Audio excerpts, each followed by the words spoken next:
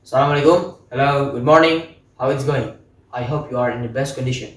First, let me introduce myself. My name is Wafda Agung Mulki Negara. You can call me Wafda. I was born in Bandung, 8 July 2006. So, I am 15 years old. I am originally from Purwakarta, but now I live in Al-Azhar, Yogyakarta boarding school. I am a student at Al-Azhar 9 Yogyakarta High School. Right now, I'm in 10th grade at Science 2. I'm a family of 6. My family consists of myself, my parents, and my 3 younger brothers. I like to spend my time reading comics, playing basketball, and playing some games. And in the future, I would like to become an engineer. That's all about me. Thank you.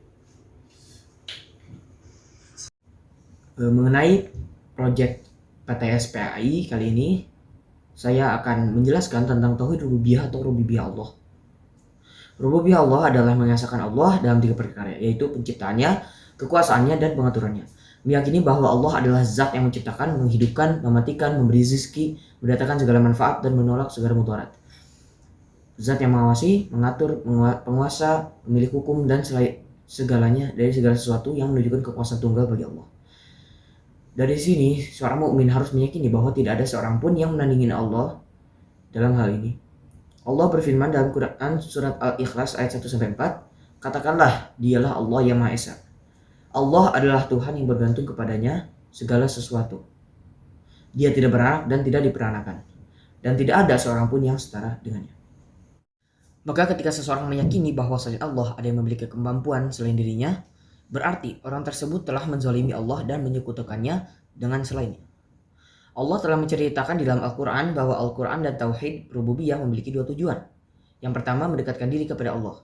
Mendekatkan diri kepada Allah dengan sedekat-dekatnya, sebagaimana firman Allah dalam Quran surat Az-Zumar ayat 3. Dan orang-orang yang menjadikan selain Allah sebagai penolong, mereka mengatakan, kami tidak menyembah mereka, melainkan agar mereka mendekatkan kami di sisi Allah dengan sedekat-dekatnya.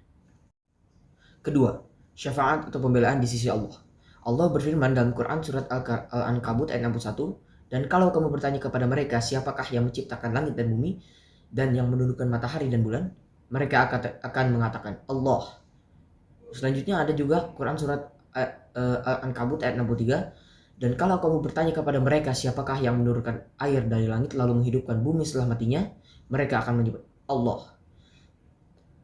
Bisa disimpulkan bahwa tidak ada yang bisa memberi rezeki, menyembuhkan segala penyakit, memberikan segala macam manfaat, membahagiakan, yang menghidupkan dan mematikan, yang meluluskan seseorang dari segala macam ujian kecuali Allah. Semuanya ini menuntut kita agar hanya meminta kepada Allah semata dan tidak kepada selainnya. Allah berfirman dalam Al-Quran surat Az-Zariyat ayat 56 yang berbunyi, A'udzu billahi minasyaitonir rajim.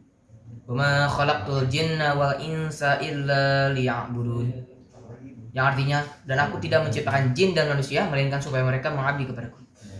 Bisa disimpulkan bahwa Al-Quran surat Az-Zariyat ayat 56 ini menjadi salah satu firman Allah yang memberi banyak pelajaran bagi umat manusia. Ayat ini menegaskan bahwa tugas makhluk ciptaan Allah Subhanahu wa taala di dunia yaitu beribadah dan mengabdi kepadanya. Terima kasih.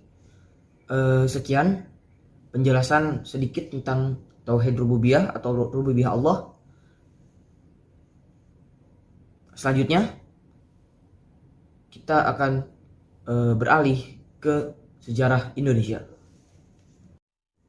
Nenek moyang kita punya penampilan fisik yang berbeda dari kita. Kita biasa menyebutnya manusia purba. Manusia purba yang ditemukan di Indonesia kerap disebut Javaman atau manusia Jawa. Yang pertama ada Meganthropus, Homo erectus paleojavanicus. Fosil ini dinamai Mega karena ukurannya yang besar, paling besar dibanding fosil-fosil yang ditemukan. Meganthropus temuan von Koenigswald berasal dari masa Pleistosen awal. Meganthropus atau manusia sangiran adalah manusia purba tertua yang ditemukan di Indonesia. Rahang dan giginya besar, kira-kira hampir sama ukurannya dengan rahang gorila.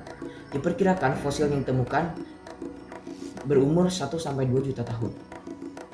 Ciri-ciri Meganthropus berbadan tegap dengan tonjolan tajam di belakang kepala, bertulang pipit tebal dengan tonjolan kening yang mencolok, tidak berdagu, otot kunyah, gigi dan rahang besar dan kuat. Peninggalan Meganthropus ditemukan peralatannya dari batu yang masih kasar, menunjukkan pola kehidupan sangat sederhana. Peralatan tersebut berupa kapak peleta dan alat-alat sakti. Hasil-hasil kebudayaan pada zaman Megatropus adalah kebudayaan Pacitan dan kebudayaan Gandong. Kebudayaan Pacitan adalah kebudayaan manusia prasejarah dari zaman Paleolitikum yang berkembang di daerah Pacitan, Jawa Timur. Hasil kebudayaan ini pertama kali ditemukan oleh von Königswald pada tahun 1935 di Sungai Baksoka, Kabupaten Pacitan. Dalam penelitiannya, Königswald menemukan beberapa hasil teknologi bebatuan atau alat-alat dari batu yang masih kasar. Yang kedua ada Pithecanthropus. Fosil pertama Pithecanthropus ditemukan oleh Cokrohandoyo yang bekerja di bawah von Königswald. Fosil tersebut berasal dari Pleistosen awal dan dinamai Pithecanthropus mojokertensis karena ditemukan di Mojokerto. Diperkirakan hidup antara 30.000 sampai 2 juta tahun yang lalu. Mereka hidup secara berkelompok, mereka berburu, menangkap ikan, dan mengumpulkan makanan. Pithecanthropus sudah menggunakan alat untuk mencari makan. Alatnya sangat sederhana, yakni batu atau kayu yang ditemukan. Contohnya, alat dari batu yang digunakan yakni kapak genggam, kapak perimbas, kapak meletak, dan lain-lain. Ciri-ciri Pithecanthropus yaitu 1. Berbadan tegap, tinggi badannya sekitar 165-180 cm, tulang rahang dan geraham kuat, bagian kening menonjol, hidung lebar dan tidak berdagu. Volume otak belum sempurna, kapasitasnya hanya 750-1300 cc. Tulang atap tengkorak tebal dan berbentuk lonjong. Organ pengunyah dan otot tengkuk sudah mengecil. Otot kunyah tidak sekuat Meganthropus. Makanannya masih kasar dan mentah, dengan sedikit pengolahan. Makanannya bervariasi, tumbuhan dan daging hewan buruan. Ada beberapa jenis Pithecanthropus di Indonesia, yakni Pithecanthropus mojokertensis, ditemukan di Mojokerto, Pithecanthropus erectus, Pithecanthropus soloensis, ditemukan di Solo. Ada pun beberapa jenis peninggalan benda-benda kebudayaan yang ada pada zaman manusia purba Pithecanthropus erectus, seperti kapak genggam, kapak perimbas, pahat genggam, benda tajam, alat meletak, alat serpih, dan batu penggiling. Yang ketiga ada Homo sapiens. Berdasarkan usia lapisan tanah tempat fosil ditemukan, Homo sapiens diperkirakan adalah jenis Homo hidup 25.000 sampai 40.000 tahun yang lalu. Ciri-ciri Homo sapiens yakni tinggi tubuh 130 sampai 210 cm, otak lebih berkembang dari Meganthropus dan Pithecanthropus, otot kunyah, gigi, dan rahang sudah menyusut, tonjolan kening sudah berkurang dan sudah berdagu. Tampilannya seperti orang dari ras Mongoloid dan Australmelanosoid. Ada 3 jenis Homo yang pernah ditemukan di Indonesia, yakni Homo soloensis, Homo jacensis, dan Homo florensis. Homo sapiens disebut juga manusia modern atau manusia cerdas. Peninggalan peralatan dan kebudayaan Homo sapiens adalah flakes atau serpih yang ditemukan terbuat dari bebatuan indah Chalcedon, menandakan masyarakatnya telah mengenal seni.